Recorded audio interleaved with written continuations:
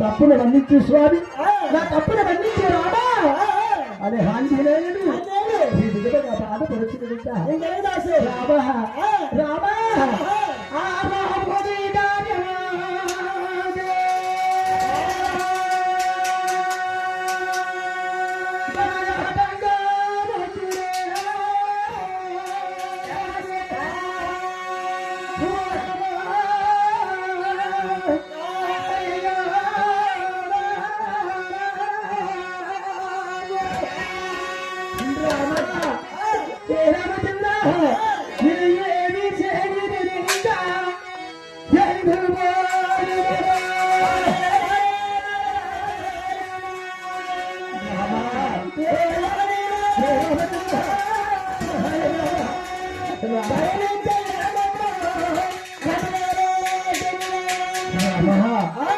ఈ కాంత్ర వైపు చూడాలని మాత్రమే చూడలేదు రామా. వనితిలో ఒక వనితిన వెనుకట వంటరన ఈ కాంత్రభూమి చూశాను. అవునయ్యా, నా తప్పును మన్నించు స్వామి, నా తప్పును మన్నించు రామా అని ఆ కాంతలట చూసి హనుమంతుడికి నడుము నక్కులు విరిగిపోయినదట. అవునయ్యా, ఎందుకంటే నానా వేణుముతో కాంతలు కనిపిస్తున్నారు. అప్పుడు ఆంజనేయుడు దుఃఖించాడు. ఎంత వెతికినా మా అమ్మ కనిపించడం లేదు. నేను ఇప్పుడు ఏమి చేయదను, చోటికి వెళ్ళదను, అమ్మ కోసం ఇంకెటువంటి దానిలో వెతికదను అనుకుని ఆంజనేయుడు ఇంకెలాగే వెళ్తున్నాడమ్మా. అమ్మా అమ్మా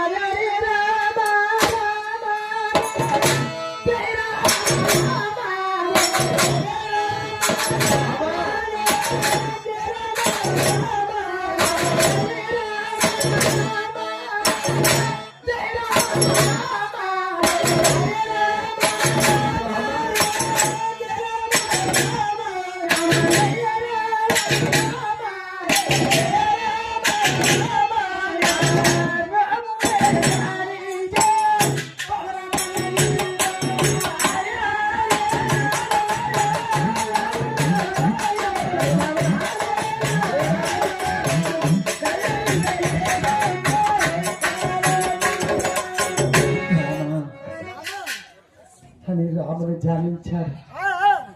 రాముని ధ్యానించాలని మంత్రులు అనుకున్నాడట. నేను ఎంత వెతికినా ఒక దగ్గర కూర్చుండక, ఒక దగ్గర నిలుచుండక, వెతికిన చోటే పరి విధములు వెతుకుచున్నాను. మా అమ్మ మాత్రం నాకెక్కడ కూడా కనిపించలేదు. మా అమ్మ నాకెక్కడ కూడా కనిపించడం లేదు. ఇప్పుడు ఏమి చేయదు, ఈ చోటకి వెళ్ళాలి.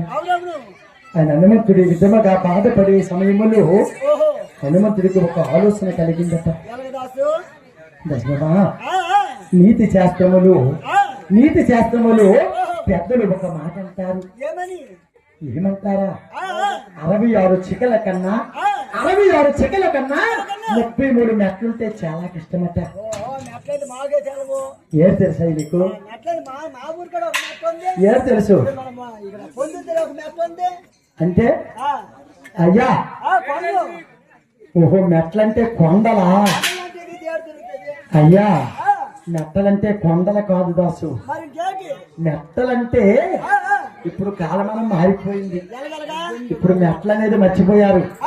చూడయ్యా, ఈ మెట్టలు కాదు. ఇదిగో అక్కడ పెద్దమ్మ చక్కగా ముడుచుకొని కూర్చుంది, దాన్ని మెట్ట అంటారు. ఆడవారు చక్కగా తలలు దువ్వుకొని మెట్ల ముడుచుకుంటారు, దాన్ని మెట్లంటారు. చెక్కలంటే మన మగవారు కూడా చక్కగా చెక్కలేసుకునేవారట. ఇప్పుడు ఆ చెక్కలు లేవు, ఇప్పుడు మెట్లు కూడా సరిగ్గా ఎవరికి లేవు. కాలమానం మారిపోయింది. అలాంటి పెద్ద పెద్ద తల్లి మెట్లు ముడుస్తున్నారు. కానీ ఇప్పుడు కాలమానం మారిపోయిందయ్యా. 66 రకాల జట్లు అయిపోయాయి. అయ్యా, రకరకాల పిలకలు పడుతున్నాయి. ఎన్ని పిలకలు వేస్తున్నారో అన్ని విధముగా జుట్టు ఊడిపోతున్నాయి. ఓహో, కొప్పుకు తప్పాలి. అది నిజమే. అయ్యా, ఆడవారి మెట్టనే విషయం మర్చిపోయారు. కానీ మన మగవారు ఏం చేశారయ్యా? మరి కట్టికి లెక్కే లేదు. చుట్టూడెక్కీయడము, మధ్యలో గొడుగులా ఉండేయడము. గొప్పగొడుగా వర్షాల కాస్తుందా? ఎంత చక్కగా తల చక్కగా దుబ్బకొని చక్కగా ఉంటే అది ఎంత బాగుంటుందో ఇప్పుడు ఈ కాలం మారిపోయి ఈ కుర్రోలు ఈ మధ్యలో కట్టింగ్ మధ్యలో గీతలు చుట్టూ టెక్కీయడము మధ్యలో గొడుగులా వెళ్ళడము అలాంటి కటింగ్లు అయిపోయాయి. కానీ అప్పుడు హనుమంతుడికి ఆలోచన వచ్చింది ఏమని 66 చెక్కల కన్నా 33 కట్టుంటే చాలా కష్టము. అంటే ఎక్కడ 2-3 ఆడవారు ఉంటారు, ఆడవాళ్ళ దగ్గరికి వెళ్తే సీతాదేవి జాత దొరుకుతుంది. ఏం చెప్తావయ్యా? అయ్యా ఆడవారు పొదుపుల దగ్గర ఉంటారు కానీ పొదుపుల దగ్గర డబ్బులు లెక్కే కానీ ఈ సీతాదేవి లెక్క బయటికి రాదు. అక్కడ దొరకదయ్యా. పొలం దగ్గరికి వెళ్తే బిందులు పట్టుకొని సీరియల్ గా ఎవరు బృందాలు పట్టుకొని వెళ్ళిపోవాలి. అక్కడ కూడా లెక్క దొరకదు. అది కానీ అక్కడ 2-3 ఆడవారు కూర్చొని ఉండాల. అందుకోసం అంటారు పెద్దలు, అయ్యా ఆడవాళ్ళు గుర్తు సూర్యులకు పొట్టట. ఓయ్ దాసు 3 ఏరకట్ల దగ్గర కూర్చుని పోయారనుకో ముచ్చట్లన్నీ బయటకు వచ్చేస్తాయిరా. ఇప్పుడు ఆడవారు ముచ్చట్లు బాగాలేండ్రు, ఇప్పుడు మగవారికి ముచ్చట్లు ఆగిపోయి. ఎందుకంటే ఈ 3 ఏళ్ళు పడిపోయింది అనుకో, 3 పడిపోతే ఎక్కడ లేని సంఘటనలు కూడా జ్ఞాపకం వచ్చేస్తుంది మగవారికి. కవుతా అన్ని కూడా అప్పుడే బయటపడతాయి. నీకు గొప్ప జ్ఞాపకం అయ్యా.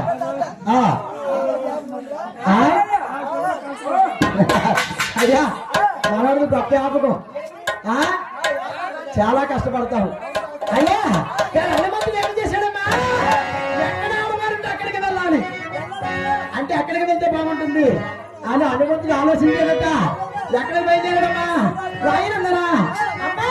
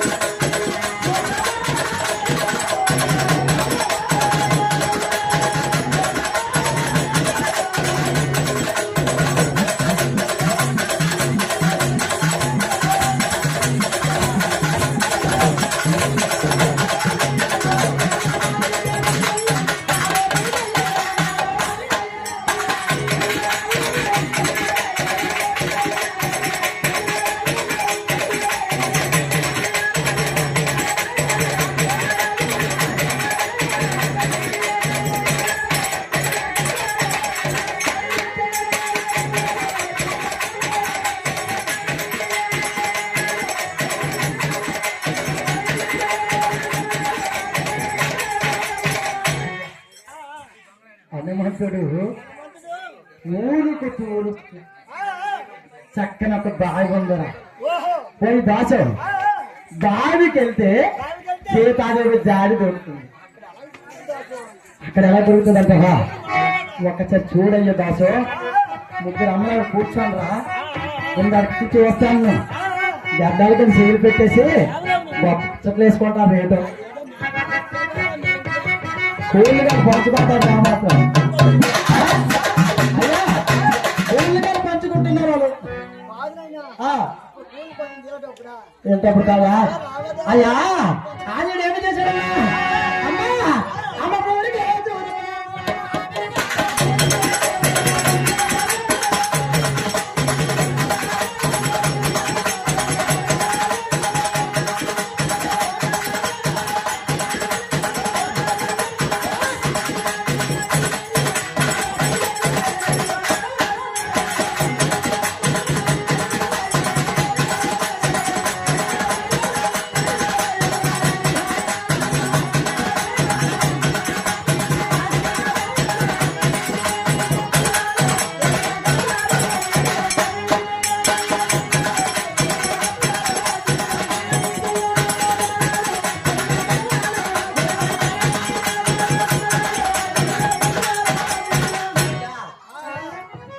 బావి దగ్గరకు వచ్చాడు హనుమంతుడు.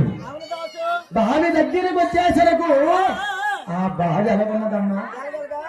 రావణాబ్రహ్మలంకాపురం అయితే ఎంత అందముగా ఉందో, ఎంత చక్కగా ఉందో, ఎంత అందముగా కనిపిస్తుందో ఈ బావి కూడా అంత అందముగా ఉందట. చాలా అందముగా ఉందయ్యా. ఓయ్ దాసు బావి వేలమైపోలేదు, అందముగా ఉంది. లైట్లు కాదమ్మా, ఆ బావి దగ్గర ఏమి సోద్యములు ఉన్నాయో, ఎంత అందముగా ఉన్నాదో చెప్పమంటావా? అయ్యా, ఆ బావి దగ్గర ఎలాగున్నదంటే చాలా అందముగా ఉందట. ఎలాగా? అమ్మయ్య బావి యందు